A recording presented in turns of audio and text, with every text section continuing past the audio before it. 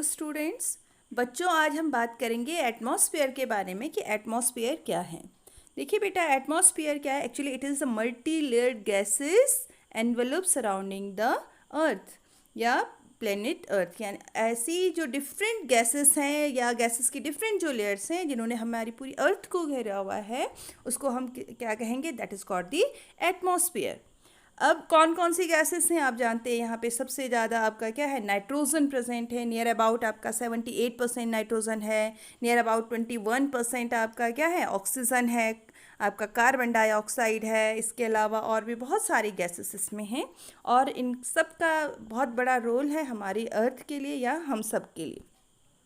अब देखिए बेटा, अगर हम इसके डिफरेंट लेयर्स की बात करें, इन गैसेस को हम अलग अलग लेयर्स में या अर्थ से जैसे जैसे हम ऊपर जाएं इनको अलग अलग लेयर्स में बांटें तो इनके अलग अलग नाम हैं और इन सब का अलग अलग रोल भी हमारे लिए है। सबसे नीचे की जो लेयर है वो है ट्रोपोस्फियर, जहाँ पे डिफरेंट आपकी क्लाइमेटिक कंडीशंस या क्लाइमेटिक हम इवेंट्स हम कह सकते हैं, सॉरी, वो फॉर्मेशन होती है। जैसे क्लाउड फॉर्मेशन हो गया आपका, ये ट्रोपोस्फियर आप देख रहे हैं।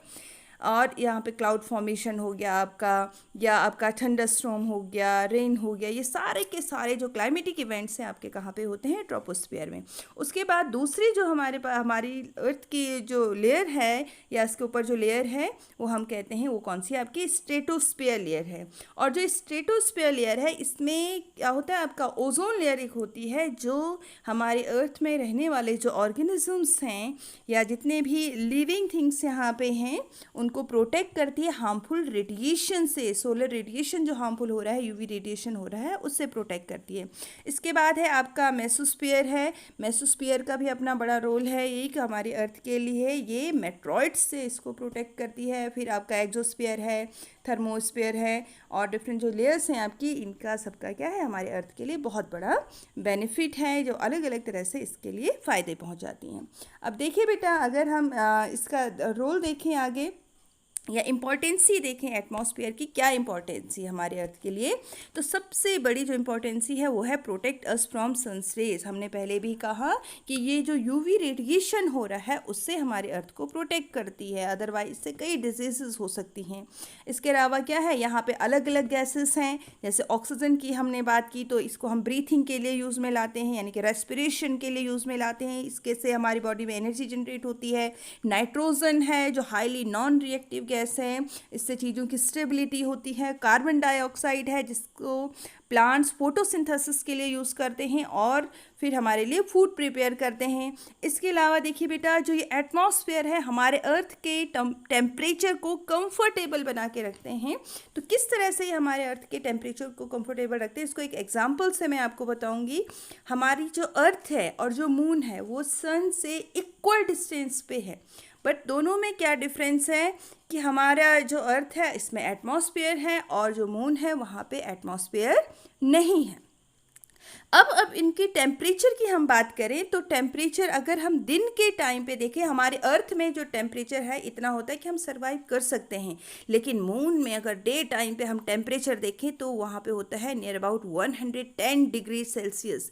आप सोच सकते हैं 110, यहाँ कितना मुश्किल है उसमें सर्वाइव करना। और नाइट की अगर हम बात करें तो होता है आपका -190 डिग्री सेल्सियस, इतना नीचे कि कोई भी उसमें सर्वाइव नहीं कर सकता है। एक्चुअली ऐसा क्यों है ये कि इतना डिफरेंस क्यों है दोनों के टेम्परेचर में? हमने पहले भी कहा कि हमारे अर्थ में क्या है? एटमॉस्फेयर है, डिफरेंट गैसेस हैं और जो ये एयर है, जो एयर हमारे अर्थ में है ये क्या होती है बेटा? It is a bad conductor of heat. Bad conductor यानी कि धीरे धीरे कंडक्ट करेगी हीट को। जो ऊपर से सोलर रेडिएशन हो रहा है और जब ये हमारे एटमॉस्फेयर में पहुंचता है तो अब जो हीट है वो धीरे धीरे धीरे धीरे करके हमारे अर्थ तक आएगी, यहाँ ट्रोपोस्फेयर तक आएगी और या हम कहेंगे अर्थ सरफेस तक आएगी और हम लोग क्या, इतनी हीट यहाँ पहुँचती है कि जिसमें हम सर्वाइव कर सकते हैं। लेकिन मून में क्या नहीं है? एटमॉस्फेयर है ही नहीं। तो वहाँ पे जो सोलर रेडिएशन है वो डायरेक्ट होता है, सीधे रेज वहाँ पहुँचती है और सन रेज वहाँ पहुँचती है, और वहाँ पे टेम्परेचर इतना ज़्यादा है कि वहाँ पे सर्वाइव करना मुश्किल है। अब हम रात की ओर आ जाते हैं। हमने कहा कि air is a bad conductor of heat. जो एयर आपकी आई है वो क्या होती है, री रिफ्लेक्ट भी होती है, री रेडिएशन भी होता है, यानी कि अर्थ से टकराएगी और फिर री रेडिएशन होगा। ऐसी मून पे भी आएगी, वहाँ से भी री रेडिएशन होगा, वापस जाएगी। अब अर्थ में आ गई है तो फिर दोबारा से क्या है, बीच में बैरियर आ गया है एयर का। It is a bad conductor of heat, यानी कि धीरे धीरे धीरे फिर वापस जाएगी और हमारे अर्थ में टेम्परेचर मेंटेन रहेगा। लेकिन आपका जो मून है वहाँ पे तो है ही नहीं इस तरह से, तो क्या होगा, वहाँ पे जो रेडिएशन हुआ था दिन में सोलर टाइम पे वो दोबारा से रिफ्लेक्ट, सारी रेज वापस चली जाती हैं, इसलिए रात को टेम्परेचर इतना नीचे चले जाते हैं। तो इसी वजह से क्या है, आपका जो टेम्परेचर है हमारे अर्थ में मेंटेन रहता है। इसके अलावा जो वाटर सर्कुलेट होता है हमारे प्लेनेट में, हमारे अर्थ में, वो भी किसकी वजह से है बेटा, एटमॉस्फेयर की वजह से है। क्लाउड फॉर्मेशन होता है, इवेपोरेशन हो रहा है, ठीक है। तो ये सारा का सारा किसकी वजह से है, ड्यू टू एटमॉस्फेयर। और इसके अलावा हमने पहले भी कहा कि हमारा जो एटमॉस्फेयर है ये हमें डिफरेंट मेट्रॉइड्स से भी प्रोटेक्ट करता है। आगे हम बात करेंगे कि मूवमेंट ऑफ एयर की, कि एयर किस तरह से मूव करती है। तो देखिए, इसके लिए हमें दो चीज़ें जाननी बहुत ज़रूरी है। सबसे पहले ये कि रेडिएशन होता है तो री रेडिएशन भी होता है, और दूसरा हमें क्या जानना जरूरी बेटा, जो लैंड है वो क्या होती है, जल्दी हीट होती है as compare to water. Water के कंपैरिजन में क्या होगी, जल्दी हीट होती है, और जो चीज़ जितनी जल्दी गर्म होती है वो उतनी जल्दी ठंडी भी होती है। अब ऊपर से रेडिएशन हुआ तो देखिए आपकी लैंड भी हीट होगी और आपकी जो वाटर बॉडीज़ हैं वो भी हीट होंगी ड्यूरिंग डे टाइम। जब ये हीट होंगी तो इसके ऊपर की जो एयर है ये भी क्या होगी, वार्म एयर होगी, रिफ्लेक्ट होगी, री रेडिएशन होगा और वो एयर वार्म हो जाएगी। अब जब एयर वार्म हो जाती है तो एयर का जो प्रेशर है ये क्या हो जाता है बेटा, आपका लो हो जाता है, ठीक है।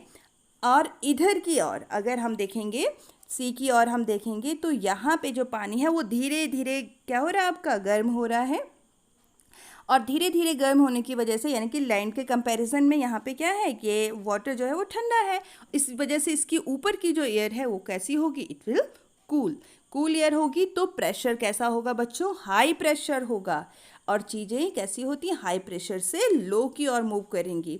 तो यानी कि हाई प्रेशर से यहाँ से एयर किधर की ओर मूव करेगी, आपकी लैंड की ओर मूव करेगी। ये आप देख सकते हैं इसमें, इधर की ओर ये मूव करेगी, और इधर ठंडी हवा थी तो ठंडी जो एयर थी ये लैंड की ओर गई, और आपके दिन में वहाँ पे ठंडी हवाएं चलती हैं, ठीक है, लैंड में।